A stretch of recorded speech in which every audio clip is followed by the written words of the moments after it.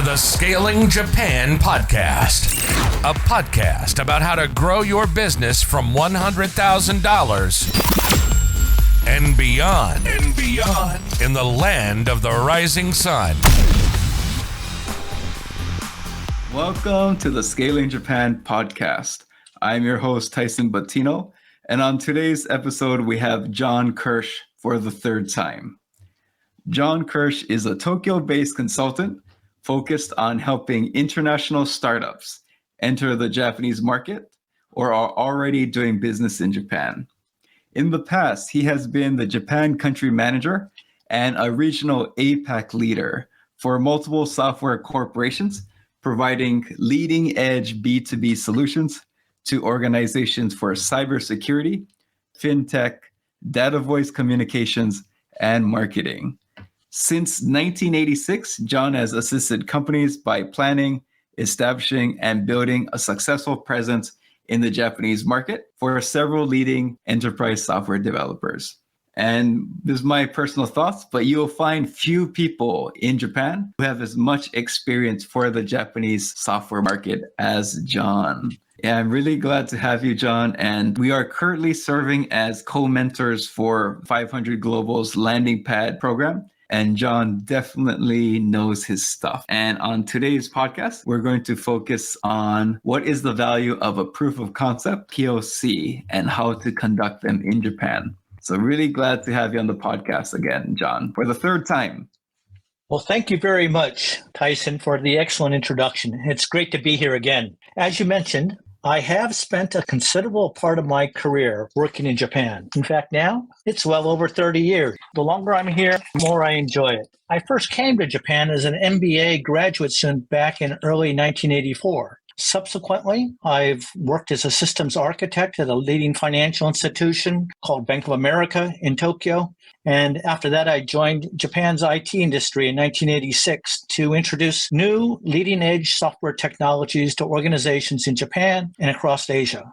During my career working in Japan's IT industry, it has been my good fortune to successfully have led several efforts equipping organizations with advanced software technologies for enterprises in the areas of business intelligence, cybersecurity, fintech, marketing, and data voice communications. And several of those solutions that I provided to organizations utilized big data, artificial intelligence, and machine learning. Frankly, I am very humbled by the fact that several of the companies that I managed in Japan, while I was with them, received awards from Japanese industry organizations for the solutions that we were providing to organizations. Currently, I am serving as a co-mentor, as you mentioned, at the 500 Global Japan Landing Pad, advising international startups that are entering the Japanese market. And I am vice chair of the Internet Communications and Technology Committee at the American Chamber of Commerce in Japan.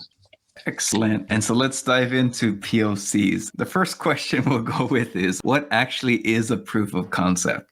PoC, proof of concept. Well, it's a very important activity as it plays a very significant role in B2B, that means business to business, software sales. Basically, a proof of concept demonstrates the capabilities of a product or a service for satisfying the needs and requirements of a prospective client.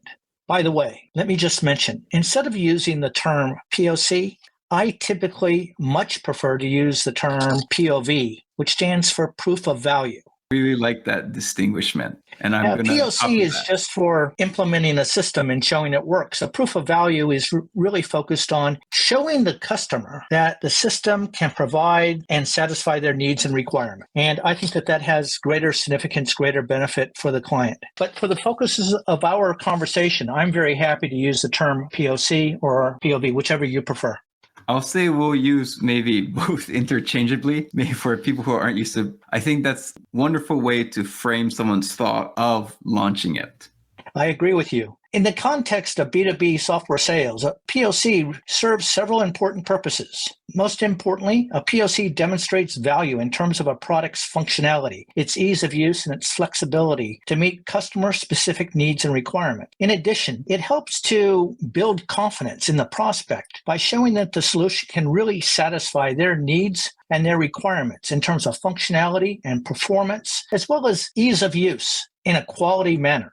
By doing so, it serves to mitigate business risk by showing the prospect that they can deploy, configure, use, and modify the system themselves to achieve their needs and goals over time. A PoC facilitates business decision making by enabling well-informed management decision makers to have evidence that the product that is being proposed really can meet with their needs and requirements. And a successful PoC in Japan is often a critical step in moving from a trial or a PoC to a full-scale deployment implementation. It serves as a transitional phase in the sales process.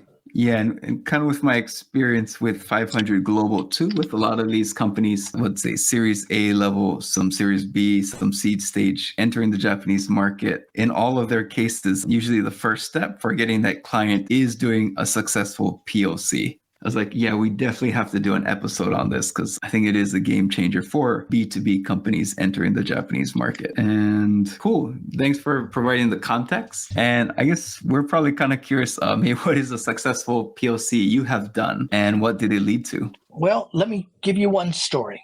Over the years, Toyota, Japan's largest car manufacturer, has been my customer several times in the past with different companies. In one instance, they needed a system that would enable them to better understand their market share by each one of Japan's 47 prefectures, by analyzing new car registration data over time by make of car, model, and color, along with the buyer's age and sex. By the way, a prefecture is kind of similar to what we would call a county in the United States. So in addition, Toyota wanted to use the system to improve their marketing activities and their manufacturing planning. So as requested by Toyota's, members of my team spent several months in Nagoya working at Toyota, building a prototype that integrated input data received from several different prefectures, analyzing the data and producing reports, analyzing Toyota market share by each of Japan's prefectures. At the end of the PoC, I'm happy to tell you that we won a positive decision from Toyota to purchase and deploy our business intelligence system for them to better understand buyer preferences by time of year for different types of automotives by month,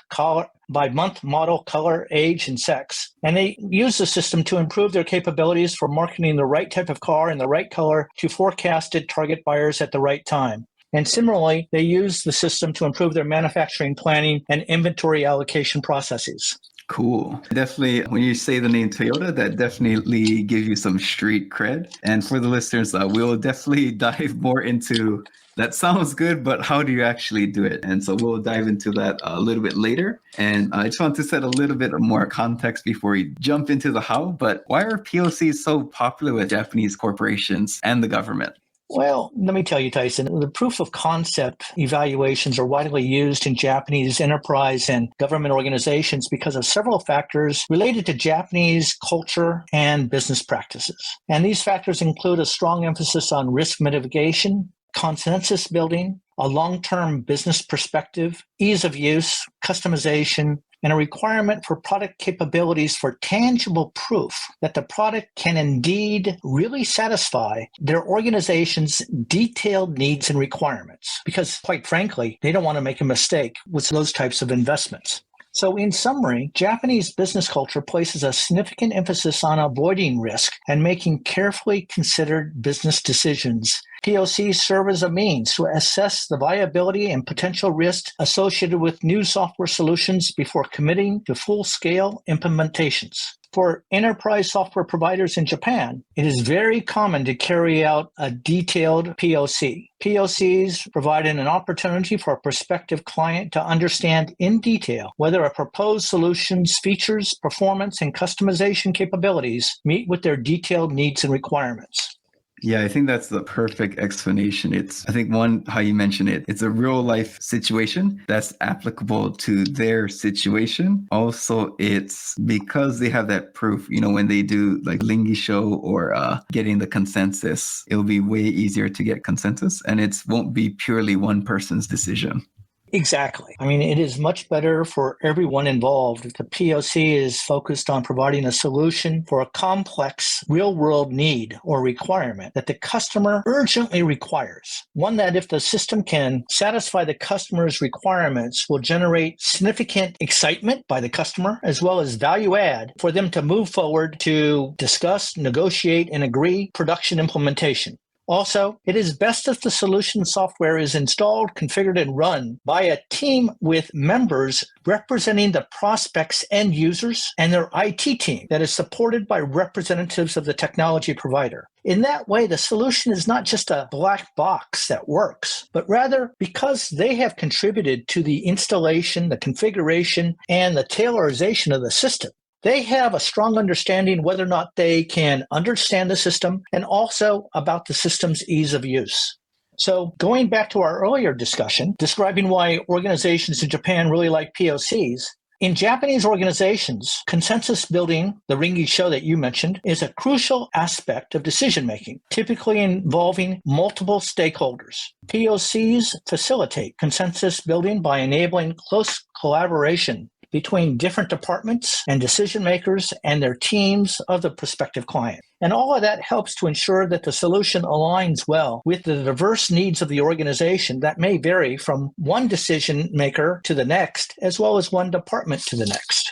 Japanese corporations often take a long-term perspective when it comes to partnerships, working relationships, and technology investments. PoCs enable organizations to assess both long-term and short-term benefits, along with the system's flexibility, ease of use, and scalability. The Japanese culture's preference for a detailed understanding of new products aligns well with PoCs, which is focused on showcasing the actual capabilities of a software solution using data provided by the prospect. Additional factors contributing to the popularity of PoCs in Japan include the need for customization, building trust through hands-on experience, an emphasis on added value, regulation compliance, security assurance, and the importance of relationship building in Japanese business. Thus, PoCs align well with Japanese business values and practices, making them a popular approach for technology evaluation and adoption.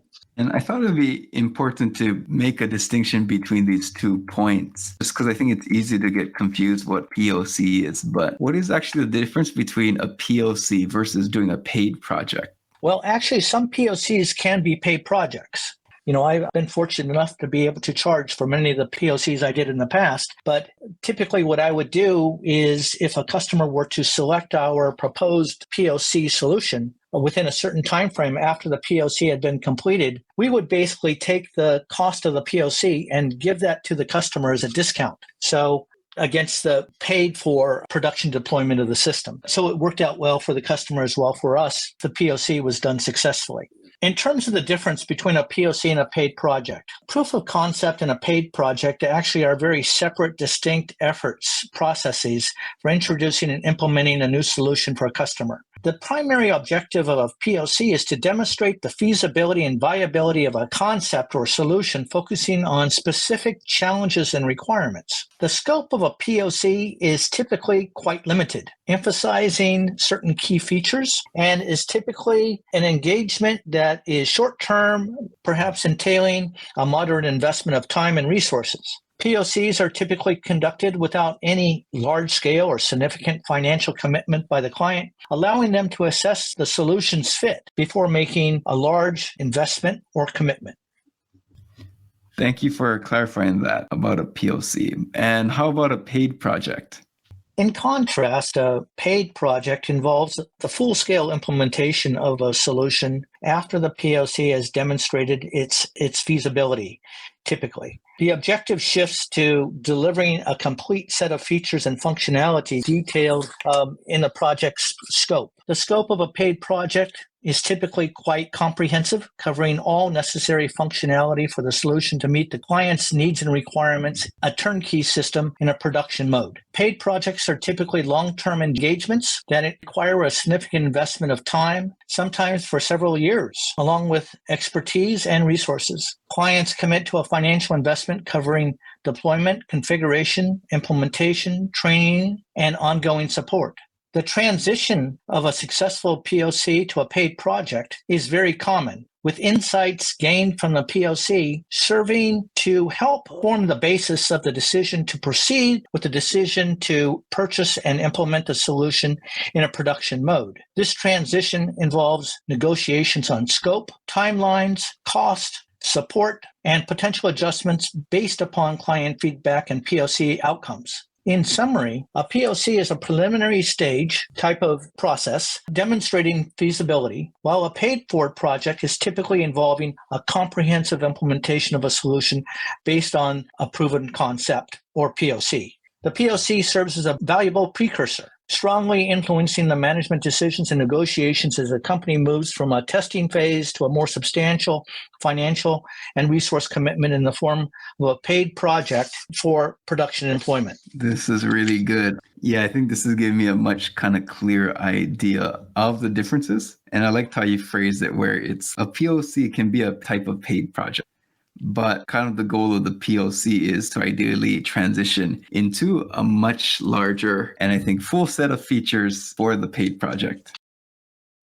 One of the common challenges I see with my consulting clients is not having any staff internally who can drive marketing strategy and execution to the next level. This really limits the growth trajectory of a company, especially for a leader like you that wants to go from 30 million to 500 million yen a year and does not have the time to spend years learning through trial and error. To solve this problem, I'm launching a marketing agency that can help companies like yours to increase leads and closing rates through SEO, Google Maps, content marketing, and websites that convert. Head over to ScalingYourCompany.com and book a free consultation. Let's talk about what your business needs are, where your current strategy is letting you down, and how we can help you see real results with the methods I've successfully implemented at multiple companies myself. Now, back to the episode. Yeah, so my next thought is, what are the ranges of how long a POC has gone in your experience in Japan? Regarding the Western technology providers that I have managed in Japan, all of them have had limited technology and technical resources for managing, coordinating, and supporting evaluations or POCs. So as a result, in my experience, most of the POCs are conducted in a short period of time, typically about 30 days, maybe 30 to 60 days at the longest. And sometimes on an exceptional basis, we could perhaps go even longer than that. But compared to paid projects, the investment of resources for a POC is typically rather moderate, as the POC is focused on efficiency by demonstrating potential aspects of the proposed solution, a slice of the pie, if you will, and in terms of a solution's functionality, and it often involves minimal financial commitments by the client. I think it obviously varies and depends on the situation, but for the listeners who are very new to POCs, the average paycheck for a startup may vary according to product or where a company is in terms of their life cycle, in terms of introducing technology to the Japanese market.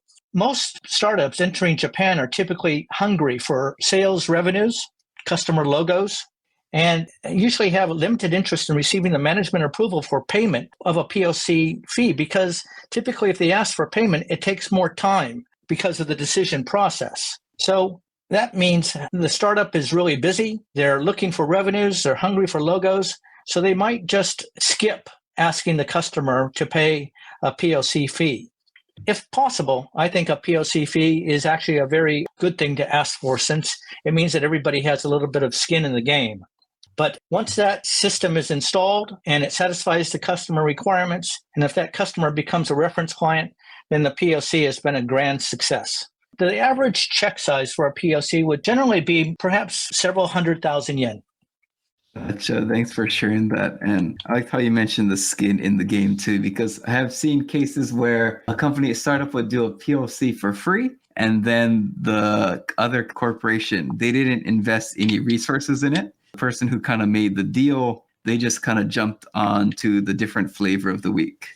Yes, I'm glad you mentioned that. And I want to also ask, are there any unique expectations for a foreign company entering the Japan market when doing their first POC? Entering the Japanese market for the first time and conducting a POC requires careful upfront consideration of Japanese cultural expectations. Japanese businesses place great importance on cultural sensitivity by their suppliers, requiring them to show understanding for etiquette, communication styles, language, and hierarchy. Relationship building is paramount. necessitating investment in trust and strong connections through face-to-face interactions and meetings. Japanese business culture emphasizes a long-term perspective, expecting companies to commit to lasting working relationships rather than pursuing only short-term gains. The PoC should highlight the quality, ease of use, and reliability of the foreign company's solution, and it should include the sharing of use cases describing successful implementations elsewhere and generating significant benefit for the client. Ease of use and features allowing customization, tailorization serve to demonstrate the solution's capabilities for successfully satisfying the prospect's needs and requirement. Those are crucially important. Before or during the PoC, it is also very important to discuss and confirm the product's compliance with any related Japanese regulations, including data protection and data privacy, along with any questions or concerns about data security. Collaborating with local partners is expected, and forming strategic alliances with businesses in Japan can significantly enhance market navigation, marketing activities, and business success. Responsive, clear, and transparent communications showing respect and support for Japan's consensus-driven decision-making process, localized marketing, and demonstrating adaptability as needed to match a prospect's needs and requirements can significantly contribute to a startup's successful market entry and its long-term success in Japan. Yeah, and kind of from my experience, I've met probably too many companies who they don't even want to commit to doing localized marketing, like making a sales or let's say website in Japanese. For me, that's kind of my litmus test of if I should take this company serious or not. I fully agree with you. And I think a Japanese person would think the same as well. But cool. So yeah, I think kind of next, I want to kind of help the companies to really succeed in doing their PoCs. And I think one good way to look at it is probably the metrics and responsibilities. But what are the differences in metrics and responsibilities for both parties? The differences in metrics and responsibilities between PoCs and paid projects are very significant, reflecting their very separate, distinctive purposes and stages in the project lifecycle. For a PoC, success is primarily measured by the validation of a proposed solution's feasibility, flexibility, performance, and fit in terms of that PoC's guidelines, terms and conditions, and requirements. Success criteria are usually defined by both the vendor and the client, emphasizing key functionality and addressing specific challenges. Time to completion is a crucial metric, requiring an efficient process for quick decision-making. Both parties share responsibility for defining success criteria, ensuring timely completion, and optimizing resource utilization. Additionally, the quality and the depth of feedback from the client to the vendor helps contribute to the overall success of the PoC over time. Excellent. And later we'll dive deeper into how to launch a successful PoC. In contrast, paid projects shift the process and the focus to providing a comprehensive delivery of a completed turnkey solution to the client. Metrics might include the successful delivery of the entire project scope, adherence to project timelines and milestones, and the overall quality and flexibility of the implemented solution. Budget adherence is critical. This typically requires joint responsibility for cost management. User adoption and satisfaction become key metrics, with the vendor being responsible for delivering a satisfactory solution and the client facilitating user adoption throughout their organization.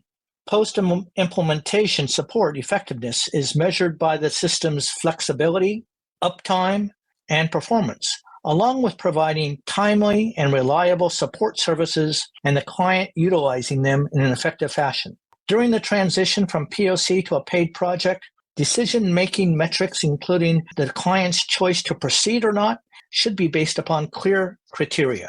Negotiation and agreement metrics involve successful discussions on a project scope, timeliness, and cost. Both parties share responsibility for transparent communication and negotiation during this transitional phase.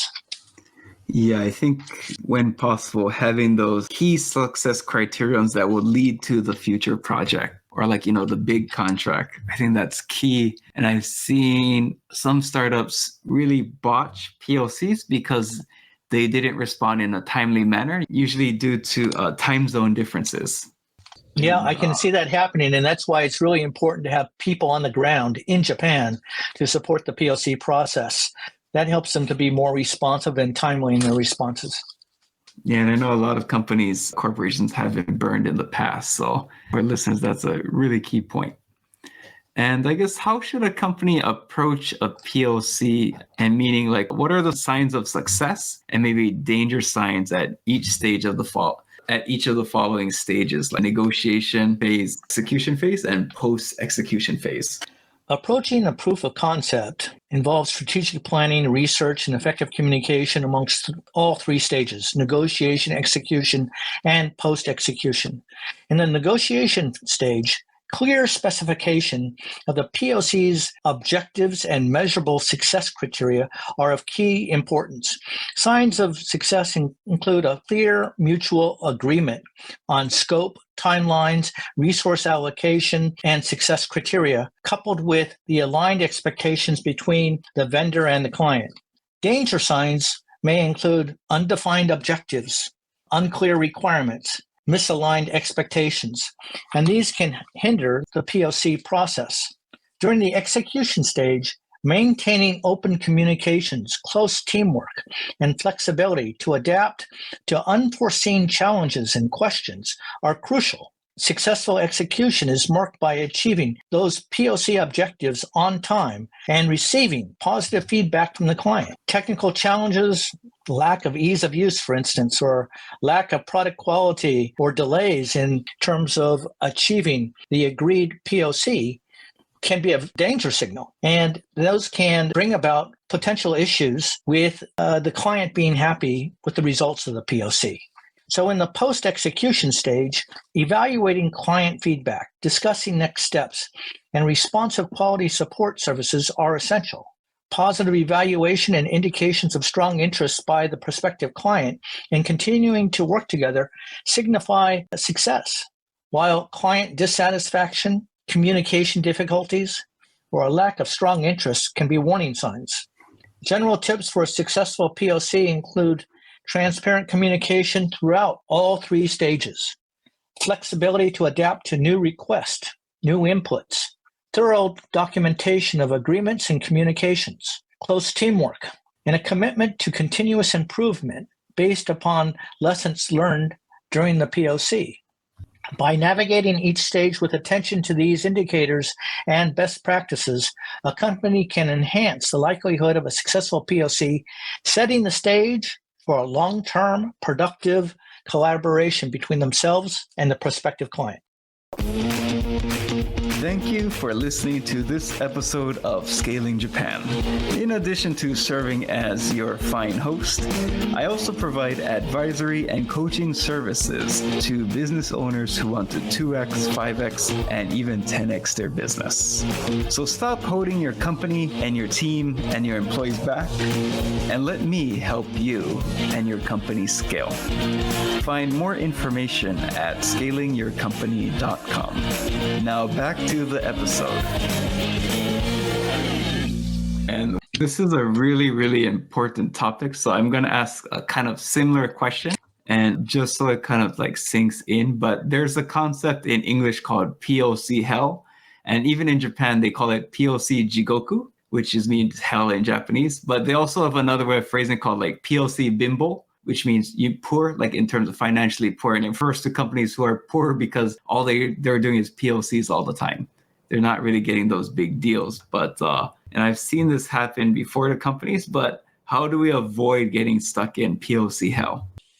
Well, avoiding POC hell is something to do, if at all possible. It's very, very good idea to avoid that type of situation. So I'm a big fan of doing that. The common causes include unclear POC objectives, lack of detailed requirements, scope creep over time, where the client is expecting more that hasn't been discussed earlier, inadequate communication, lack of stakeholder engagement, and unreasonable expectations. To avoid that situation, it is crucial to clearly define specific detailed PoC objectives and requirements during the negotiation phase before the PoC. Ensure clear mutual understanding between the vendor and the prospect, and establish a well-defined scope and resist the temptation of scope creep. That's very essential to prevent an extended PoC. My general type of recommendation is minimize the requirements of the PoC to the extent possible while still retaining the prospect's full support and engagement, and then provide a little bit more than the customer expected. Effective communication is key to avoiding PoC hell. With regular and transparent communication channels maintained throughout the entire PoC process, engaging key stakeholders from both sides early in the process and ensuring their active support and involvement helps to prevent decision delays and ensures necessary inputs, managing expectations realistically, not overpromising during the negotiation stage, and setting achievable success criteria aligned with the PoC goals are critical components of a successful PoC. So, several tips to avoid PoC hell include defining a clear path with an agreed timelines for the execution stage, monitoring the timelines, allocating well-trained, qualified people, and properly addressing any delays or worries in terms of keeping the PoC on track and in scope.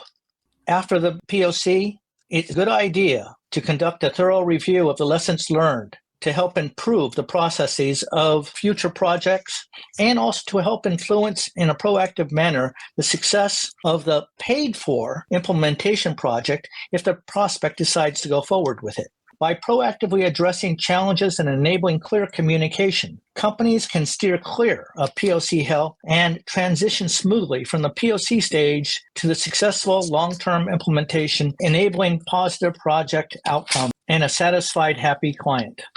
And thank you for sharing one tactical example, because that's actually one of the most common questions I get is how do I reduce scope creep? And I thought your example of minimizing the requirements, they help reduce the likelihood of that sneaking in. So that's awesome. And kind of following up on that theme, like, are there any ways to maybe penalize another company if they are not committing their end of the bargain or are creating delays? Like, for example, like, you're working hard and you're meeting your requirements, but your counterpart is like slow to respond or creating delays or not making an equal effort.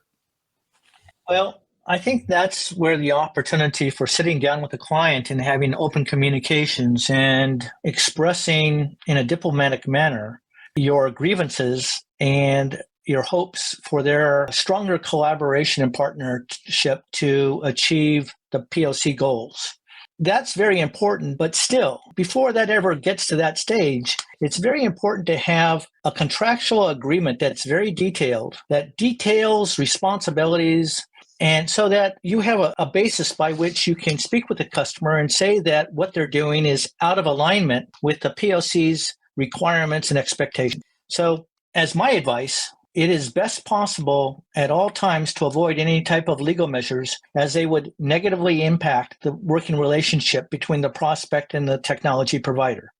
However, having that clear contractual agreement that details the terms, timelines, and responsibilities, including clauses specifying consequences for delays or lack of timely fulfillment of a company's responsibilities, can be very, very helpful. Open and transparent communication is vital, as are regular updates, periodic meetings, discussions, and clear communication of expectations to ensure clear mutual understanding. Escalation protocols, a hierarchy of steps for issue resolution, that also should be defined in the evaluation agreement. So performance metrics should be defined in the evaluation agreement to objectively measure a PoC progress, and regular monitoring against those metrics is very, very important. But in addition, it's very important to have a diplomatic, patient type of approach and ensuring solid, clear end-user communications, negotiation, and resolution of any issue. Attempting amicable resolution through negotiation. Relentlessly seeking a mutual beneficial solution frequently leads to satisfactory outcomes for everyone involved, is my experience. So legal recourse should be the last option if delays occur. Such could require lengthy, expensive consultation with legal experts knowledgeable about Japanese business laws and dispute resolution. Termination clauses should be present in the evaluation agreement, outlining conditions and consequences for either party to terminate the agreement. Definitely, they should be included. Thorough documentation of all communications, milestones, and issues is crucial, allowing a comprehensive understanding of the issue from different viewpoints. Understanding the unique legal and business practices of Japan is imperative, and engaging with legal professionals who are well versed in the Japanese business law is very advisable. By implementing these measures, companies can successfully navigate challenges and optimize their success of PoCs in Japan and working with prospective clients. Thank you so much for sharing that, John. Why do so many companies fail to make it past the POC stage? And you've already covered scope creep, but I think overpromising the client is one I've heard of, but please tell us more. Well, overpromising to the client, setting unrealistic expectations about the POC's capabilities may result in a bit of disappointment, not only for yourself, but for the prospect, causing the prospect to lose interest in the solution. Poor communications between the vendor and the client can lead to misunderstandings, missed deadlines, and unaddressed concerns, causing unsuccessful evaluations. If the POC fails to convincingly demonstrate the solution's value in addressing specific challenges, stakeholders may question its relevance, leading decision makers to hesitate in making a positive decision in licensing proposed technology. Organizational resistance to change, stemming from a reluctance to adopt new technologies, can create internal barriers, obstructing a successful implementation. Insufficient post-POC planning, the lack of clear transition plan can result in ambiguity about next steps, leading to a derailment of the project and a failure to move beyond the POC. To overcome these challenges, companies should prioritize clear communication, stakeholder engagement, realistic goal setting, and effective post-POC planning to foster a smooth transition from the POC to a successful implementation. Cool. Thanks so much for sharing that. And I think so for a lot of listeners, this might be their first time or they're looking to improve their POC process. But do you have any frameworks that you would recommend for managing a POC? Yes, I do. I do have some frameworks for managing a POC, and I have various frameworks I like to mention. The first one is to have a high-level objective definition and alignment, defining the objectives of the POC and aligning them with the customer's needs and requirements for their successfully achieving business goals that are urgently required by the prospect. The Objectives and Key Results framework, called OKR, is very valuable for setting measurable goals, establishing success criteria, ensuring both the vendor and the client share a common understanding of what constitutes a successful POC. Another one is called TBM. It stands for Technology Business Management. It's a discipline that aligns IT and business objectives. It helps organizations to evaluate and manage the cost, quality, and value of IT services and assets. So TBM frameworks can guide enterprises in assessing the business value that a POC can generate. And that can be very useful to a prospective user in aligning its IT investments and business priorities to maximize their ROI on POCs. Another one is to leverage what's called an RFP. An RFP, request for proposal, is typically very detailed in terms of requirements, expectations, and needs that a system can fulfill. Why not take that type of RFP process and apply it to a POC so that basically there is a detailed definition of the customer's needs and requirements for a successful POC to occur? Another one is the Gartner Magic Quadrant. We've all heard of that. The Gartner Group is a renowned research and advisory company that provides a Magic Quadrant reports, assessing vendors based upon completeness of vision and their ability to execute.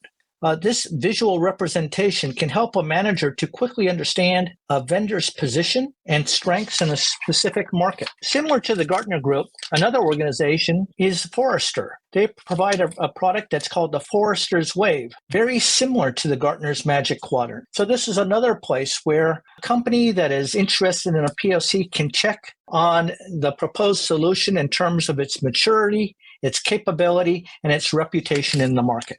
Another one that might be considered, it's what's called agile project management. So if you utilize that during the execution of the PoC, agile methodologies such as Scrum can help to enable iterative development, flexibility to adapt to changes, and regular feedback cycles, breaking down the PoC into sprints with defined tasks and goals, enhancing collaboration, and ensuring a more dynamic response to evolving requirements.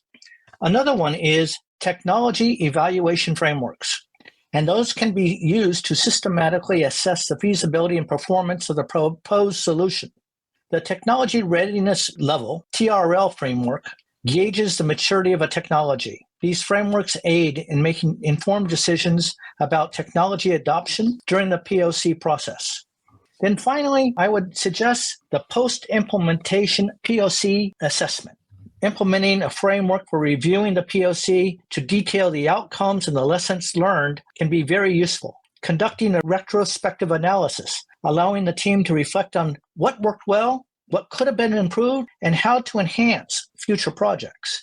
This continuous improvement framework contributes to the organization's overall learning and development. So, utilizing the above suggested frameworks, enterprises, organizations can better carry out their PoCs and ensure that they meet with their specific needs and requirements. And the choice of framework really depends on factors such as the type of software, organizational priorities, and evaluation criteria.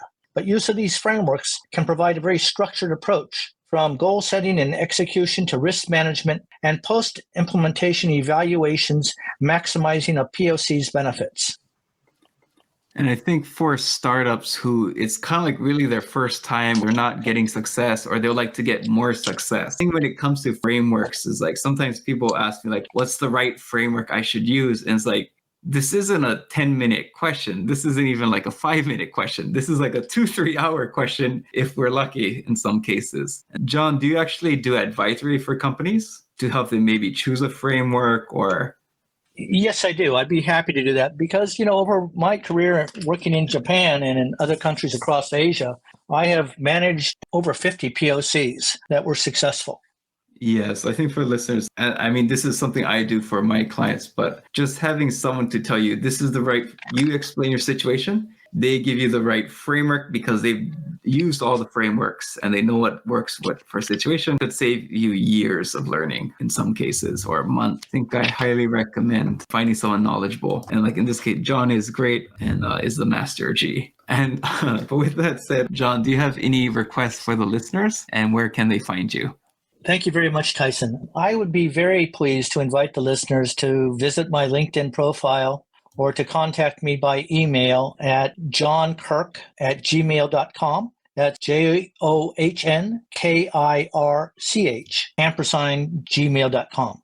And I would welcome direct messages in Japanese or English. And if any of the listeners don't agree with any of my comments or have questions, I would welcome those types of communications as well at any time. Tyson, I would like to say thank you very much for the time you spent speaking with me. It has been a tremendous pleasure, and I look forward to our future discussions together. Thank you very much. Thank you so much, John. And this is one of these episodes that people, I think, would have to listen to twice because there's just so much awesome content that you can't get it in one listen. So thank you so much for taking the time and also preparing to really help us do much better in PoC so we can help both our companies and Japan as well. Thank you, Tyson. It's been a real pleasure to speak with you.